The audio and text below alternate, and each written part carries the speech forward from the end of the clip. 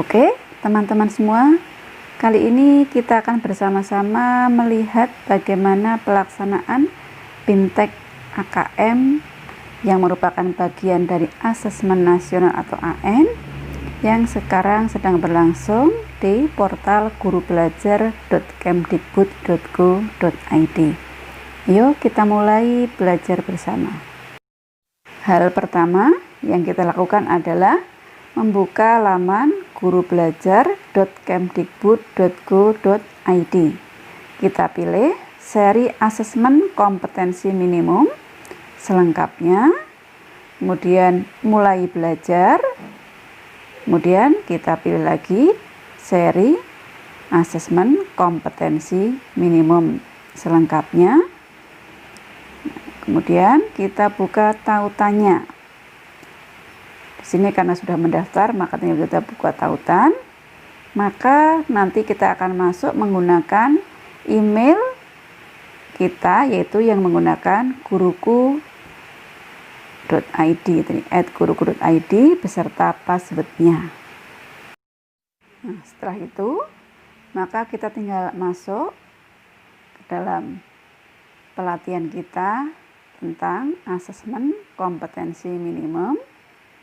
Nah, kita lihat di sini ada, karena saya sudah selesai maka tertulis sudah 100%. Jadi ada beberapa tahapan yang kita harus lalui untuk bisa menyelesaikan BIMTEK AKM ini.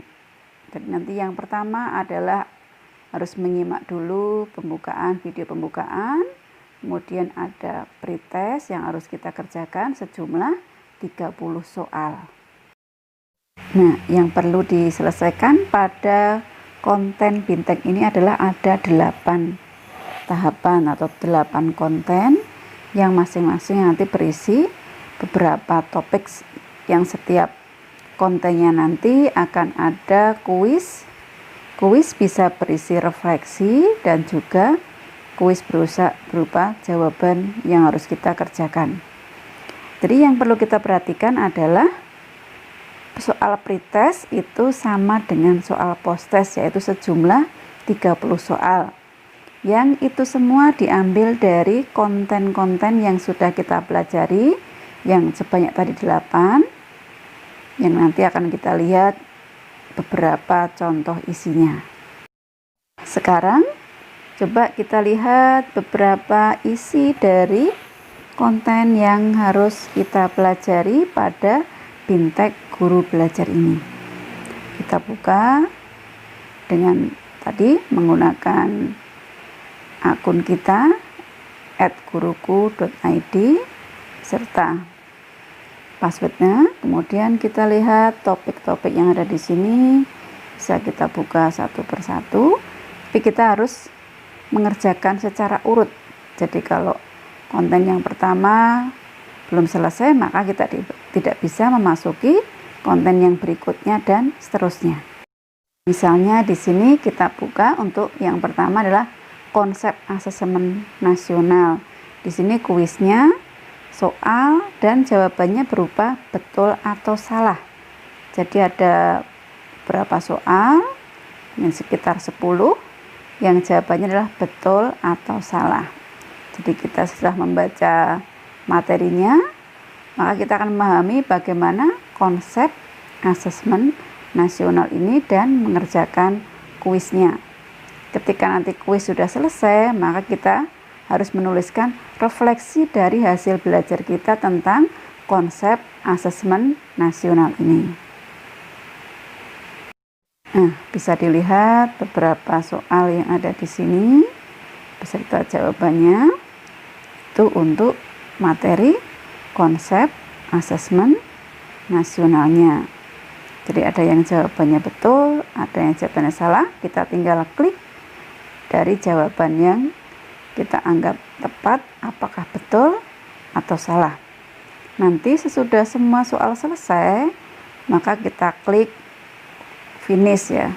Jadi sesudah kita klik finish, maka akan muncul di situ berapa jawaban kita yang betul dari semua soal yang sudah kita kerjakan.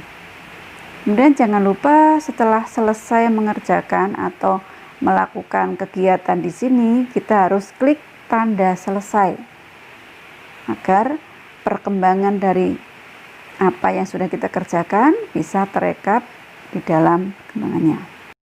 Setelah satu konten kita selesaikan, kita bisa memilih atau kita bisa melanjutkan kegiatan kita. Nah, karena di sini saya sudah selesai, saya akan mencoba untuk membuka untuk yang ada kuis berikutnya, yaitu pada materi tindak lanjut laporan hasil asesmen nasional. Di sini setelah kita mempelajari materi, kita juga harus mengerjakan kuis yang ada, yang di situ pilihannya sama kayak tadi, yaitu betul atau salah atau benar atau salah. Jadi setelah kita baca, kita pahami, maka kita bisa memilih jawaban yang tepat, apakah jawaban itu betul atau salah tentang tindak lanjut laporan hasil asesmen nasional. Setelah kita menyelesaikan semua soal pada kuis, maka jangan lupa klik finish. Nanti akan terekap atau akan terpampang berapa soal yang kita selesaikan dengan jawaban betul, dan jangan lupa selalu klik tandai sudah selesai. Sekarang kita lanjutkan untuk melihat bagian yang ada latihan membuat soal asesmen. Nah, di sini misalnya kita ambil yang latihan membuat soal asesmen numerasi. Jadi soal di sini kita disuruh membuat soal seperti yang ada contohnya. Jadi sebelum latihan di situ ada banyak sekali contoh-contoh soal asesmen numerasi. Demikian juga dengan yang asesmen literasi. Kita juga diminta untuk membuat latihan soal asesmen yang literasi. Nah, soalnya itu seperti apa? Untuk yang literasi itu bisa membuat soal berupa fiksi. Dari contoh-contoh yang ada itu fiksi bisa berupa puisi, bisa berupa sebuah cerita. Nanti kita disuruh membuat contohnya, jadi kita menuliskan contoh soalnya, kemudian kita juga memberikan jawabannya. Jadi seperti halnya pada contoh-contoh soal yang ada. Dan ini tentu menyesuaikan tingkatan siswanya. Jadi kalau saya sebagai di situ siswanya SMA, ya berarti level literasi atau level numerasi yang dibuat juga sesuai dengan tingkatan siswa yang diajar. Kegiatan AKM ini itu kan terjadwal berapa hari atau 5 hari, akan tetapi kita bisa menyelesaikan sesuai dengan kemampuan kita. Apabila 1 hari selesai, ya bisa. Kita pun bisa menyelesaikan 2 hari, 3 hari sesuai dengan jadwal yang sudah diberikan. Jadi semua materi yang terdiri dari 8 tahap tadi harus diselesaikan urut dan harus kita kerjakan, baik itu kuisnya maupun refleksinya, dan juga pretest dan posttestnya. Jadi yang perlu diingat, soal pretest itu sama dengan soal posttest. Dan di sini dianggap lulus atau akan diberikan sertifikat apabila nilainya itu minimal adalah 70.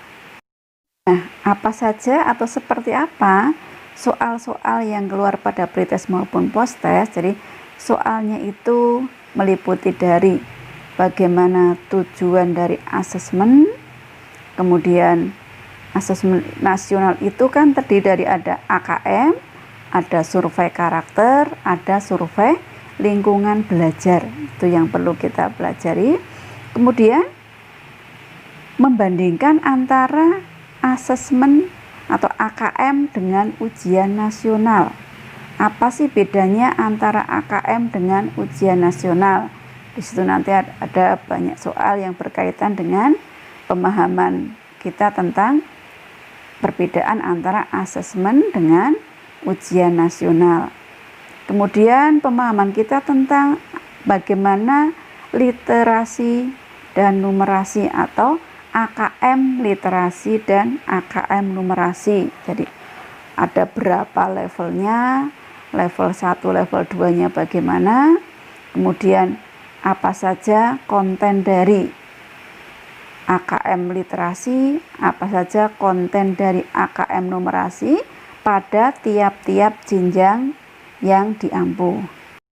Dengan mengerjakan semua rangkaian kegiatan tadi, jadi mulai dari kita mempelajari materi, mengerjakan kuis pada tiap materi, menuliskan refleksi, kemudian mengerjakan post test, maka nanti kegiatan AKM ini akan terbaca 100% selesai.